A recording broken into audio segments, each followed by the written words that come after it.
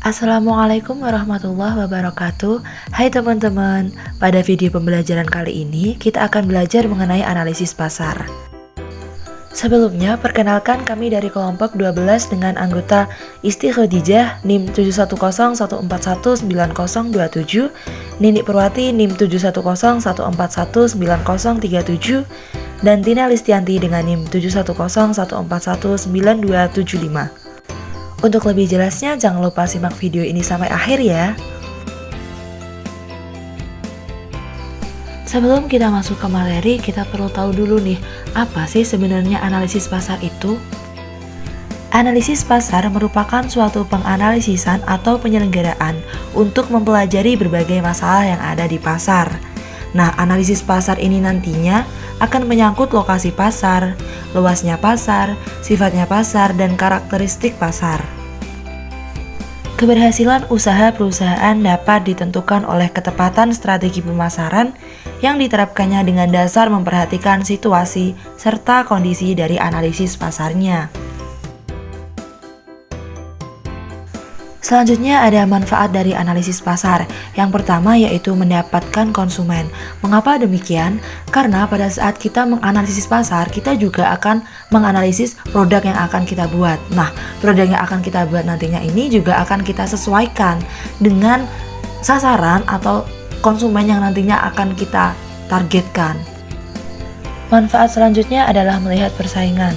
Pada saat kita menganalisis pasar, secara tidak langsung kita akan mengetahui apa-apa saja yang ada di dalam pasar tersebut, sehingga kita dapat mengetahui tingkat persaingan dari masing-masing produsen yang ada di sekitar kita. Manfaat yang ketiga, memanfaatkan peluang. Manfaat yang keempat, mengurangi resiko.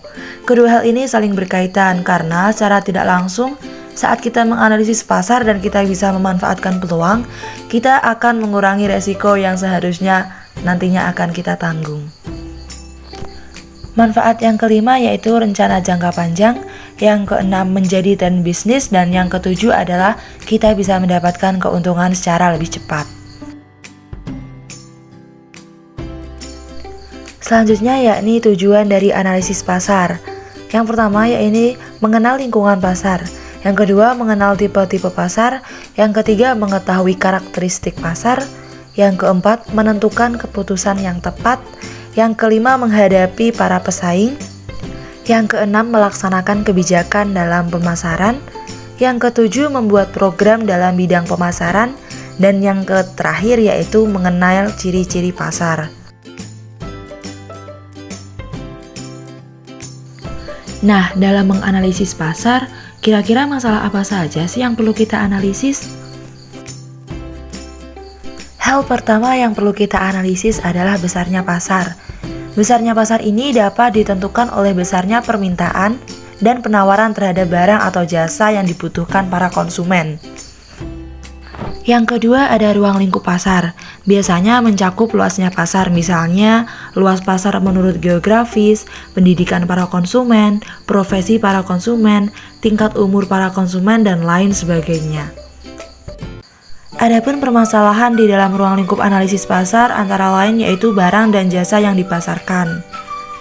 Barang-barang dan jasa yang diproduksi oleh perusahaan berdasarkan analisis pasar yaitu jenis dan sifatnya, kuantitas dan kualitas barang, warna dan ukuran barang, desain dan model barang, merek dan harga barang, serta barang-barang industri dan konsumsi. Kemudian poin ketiga yaitu struktur pasar. Struktur pasar di sini adalah susunan suatu kekuatan yang terdapat pada penjual maupun pada pihak pembeli sendiri.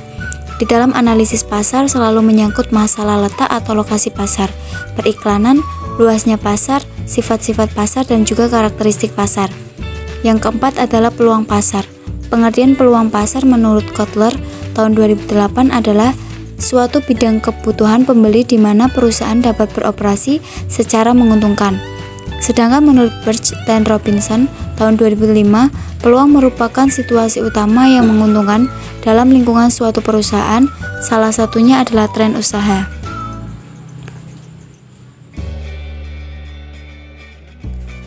Ada beberapa hal yang perlu diperhatikan dalam analisis pasar. Yang pertama adalah letak pasar, sifat, dan karakteristik pasar. Seorang manajer pemasaran harus mengetahui tentang letak pasar. Berikut sifat dan karakteristik yang akan dituju.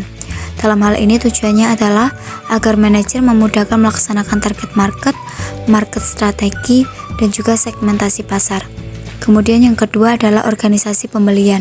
Seorang manajer harus mengetahui siapa yang membeli barang, siapa yang menggunakan barang, siapa yang paling berpengaruh di dalam pembelian barang, dan lain sebagainya.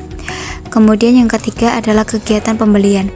Di dalam kegiatan pembelian, meliputi dari setiap pembelian barang dilakukan, di mana pembelian barang dilakukan, bagaimana pembelian barang dilakukan, berapa harga barang, berapa banyaknya barang yang dibeli, dan juga bagaimana persyaratan dalam pembelian barang.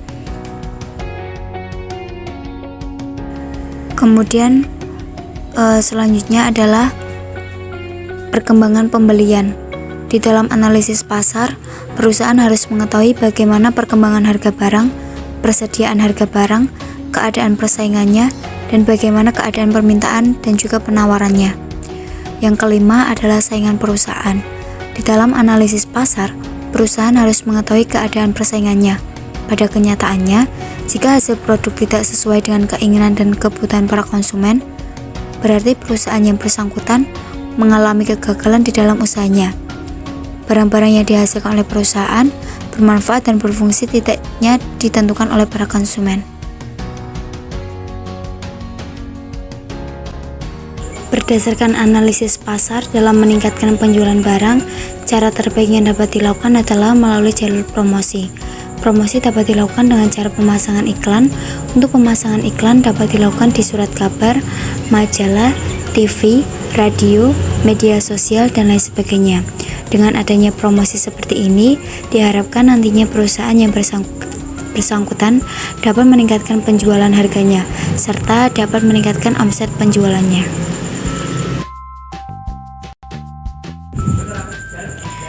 Kemudian faktor-faktor yang dapat mempengaruhi tingkat konsumsi dalam pembelian barang adalah yang pertama itu disebabkan karena faktor umur konsumen, kemudian faktor pendidikan konsumen, faktor selera konsumen, faktor pendapatan konsumen, faktor agama konsumen, faktor budaya konsumen, faktor banyaknya keluarga, dan juga faktor musim.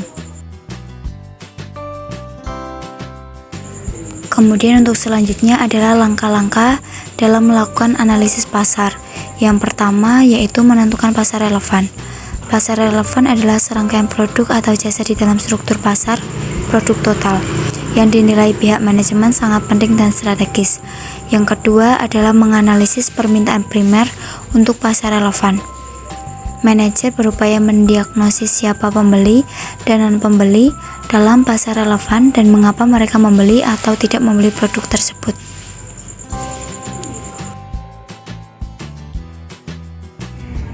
Baik, untuk ketiga yaitu menganalisis permintaan selektif dalam pasar relevan. Dalam menganalisis permintaan selektif, manajer lebih berfokus pada pemahaman atas pilihan merek atau pemasok di dalam pasar relevan. Keempat, menetapkan segmen pasar.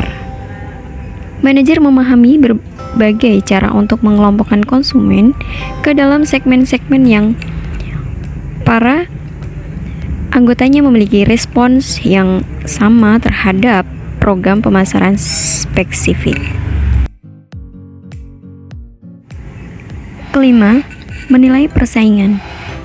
Manajer menilai produk atau mereknya dibandingkan dengan tawaran dari persaingnya. Manajer harus mencermati persepsi konsumen terhadap produk maupun mereknya dibandingkan para pesaing. Kemudian keenam, mengidentifikasikan pasar sasaran potensial. Tujuannya dari akhir tahap ini adalah mengidentifikasi peluang terbaik guna menciptakan pelanggan yang puas dan loyal.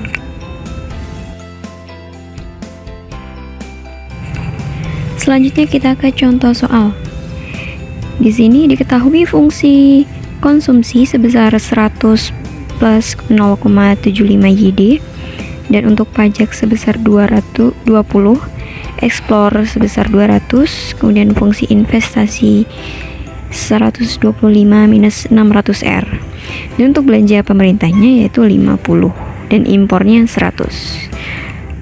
Ditanya untuk pertanyaan A, yaitu tentukan keseimbangan pasar barang pada bentuk perekonomian dua sektor, dan yang B yaitu gambar kurvanya bagaimana.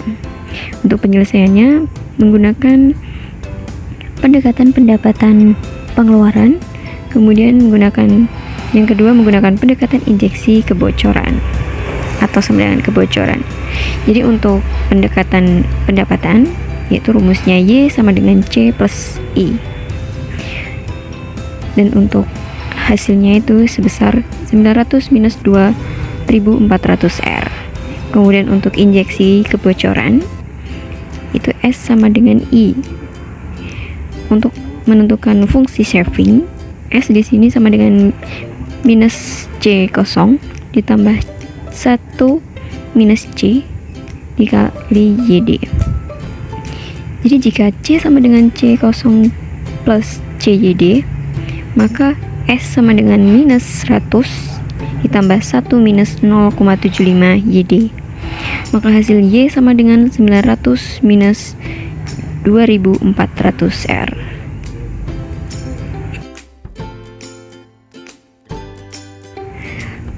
Kemudian untuk gambar kurvanya seperti tertera di gambar. Jadi terdapat kurva yang pertama itu dari bawah ke atas, ke kanan ke atas. Kemudian untuk kurva yang R atau yang pendekatan pendapatan yaitu ke kanan menurun. Bisa dilihat, diamati di gambar ini.